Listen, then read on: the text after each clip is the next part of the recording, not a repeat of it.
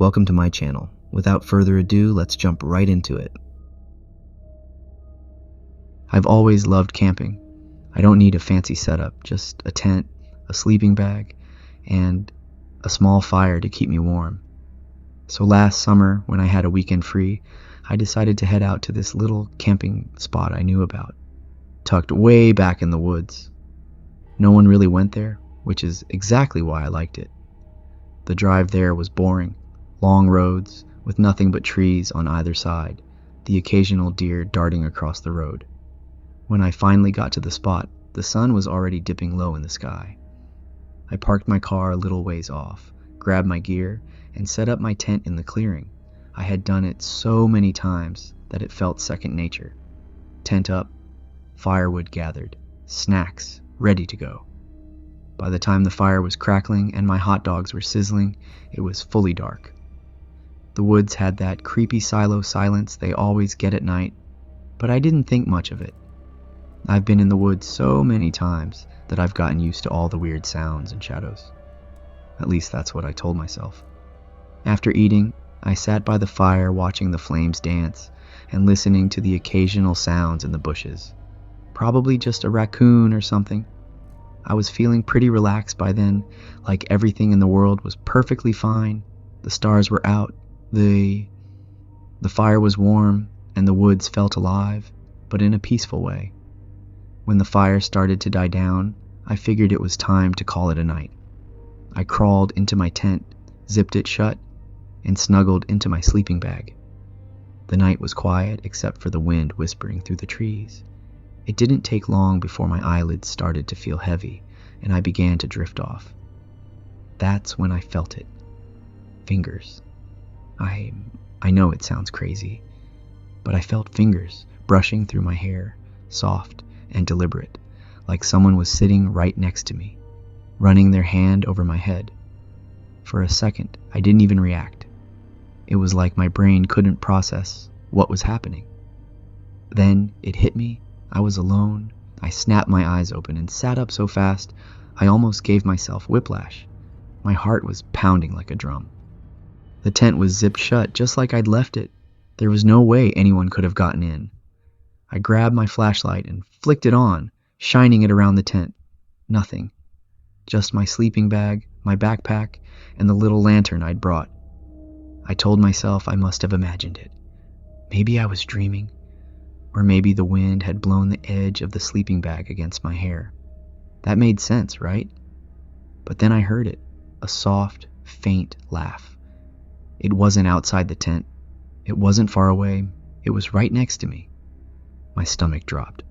I froze, flashlight shaking in my hand, trying to convince myself that I was just hearing things.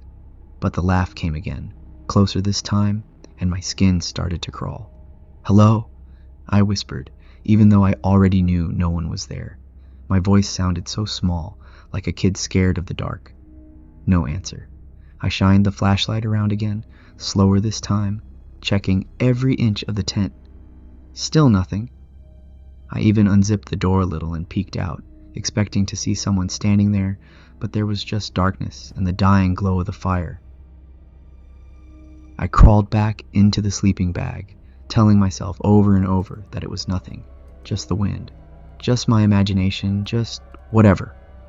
But deep down, I didn't believe that. Something felt wrong. I tried to fall asleep, but every time I closed my eyes, I felt like I wasn't alone.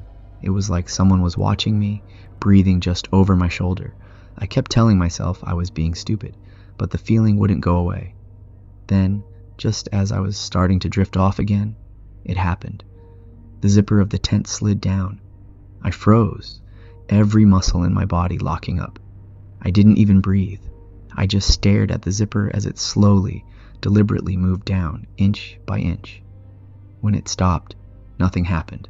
The flap didn't move. No one stepped inside. It just stayed open like whatever had unzipped it was waiting for me to make the first move.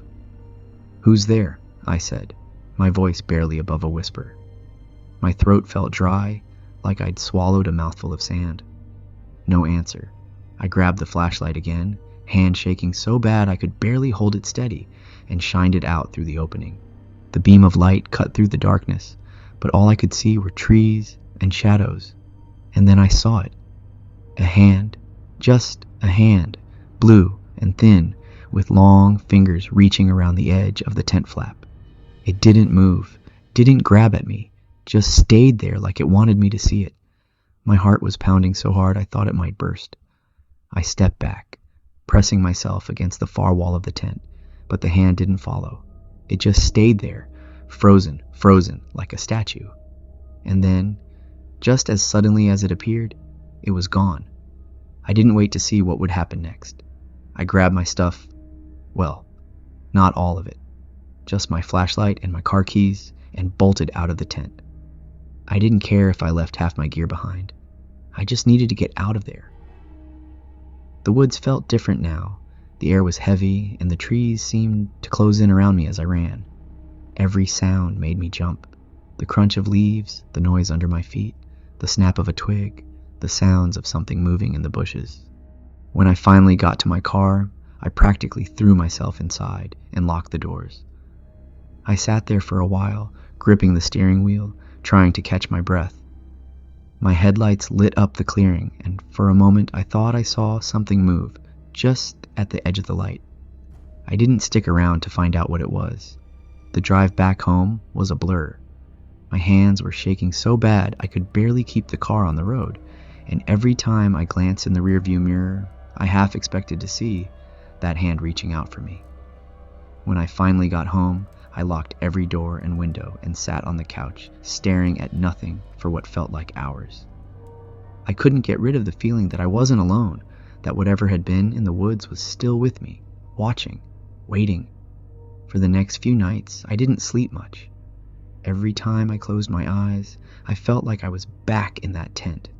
The smell of the trees, the sound of the dying fire, the weight of the darkness closing in, all of it came rushing back like I'd never left. But the worst part wasn't the memories. It was the dreams. That first nightmare hit me like a freight train. I just managed to drift off, thinking maybe I'd finally calm down. But in the dream, I was back in the tent, lying in my sleeping bag. The fire outside had burned down to nothing, leaving everything pitch black. I couldn't see anything, but I could hear the zipper again, slow, deliberate. And then the flap opened. The hand came inside, blue and thin, its fingers too long to belong to anything human, but this time, it wasn't alone.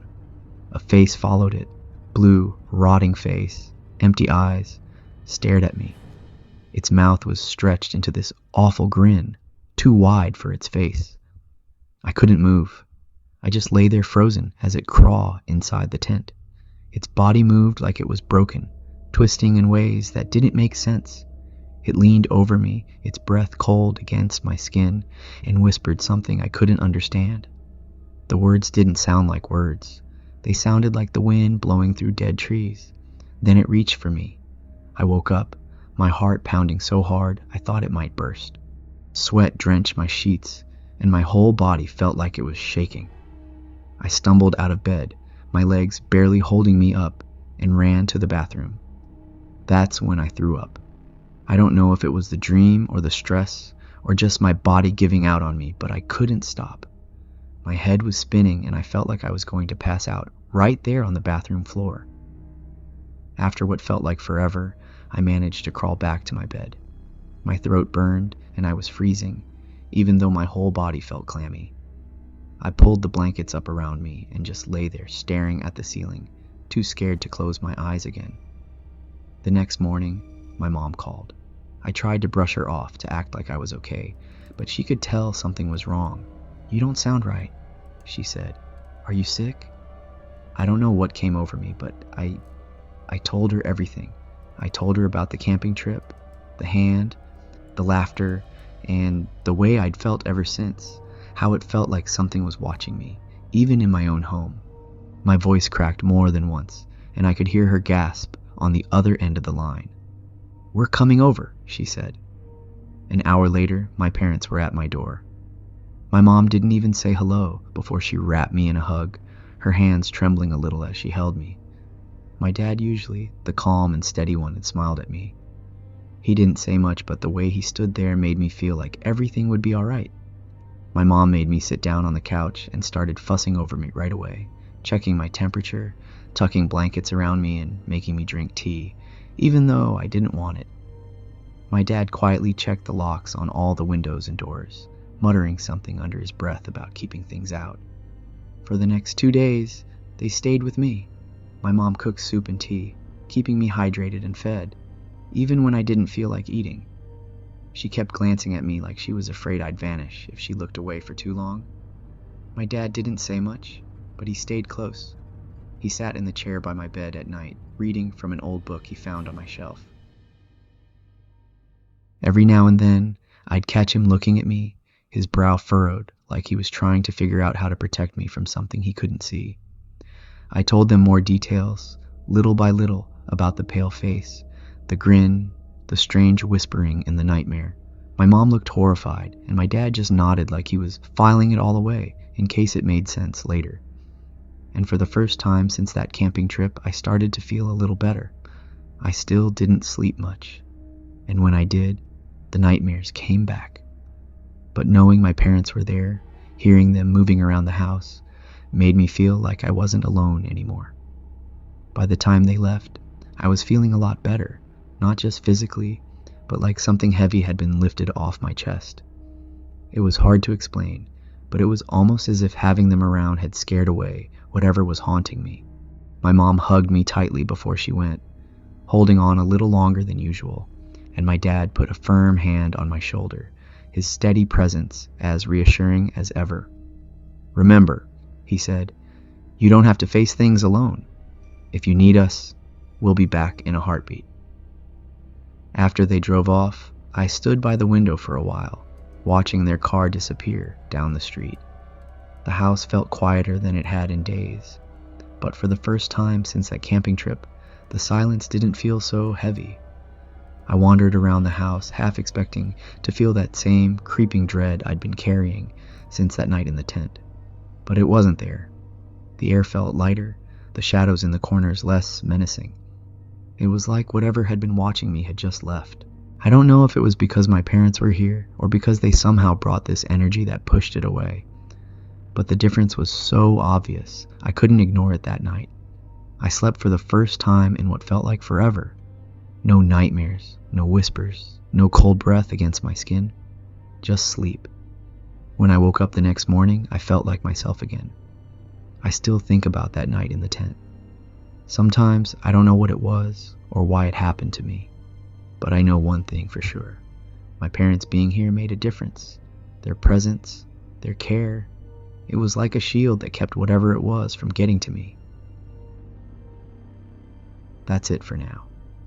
I hope you enjoyed these stories. If you did, check out more of my videos on the screens above or visit my channel for even more. Don't forget to subscribe for future updates. Stay safe and take care.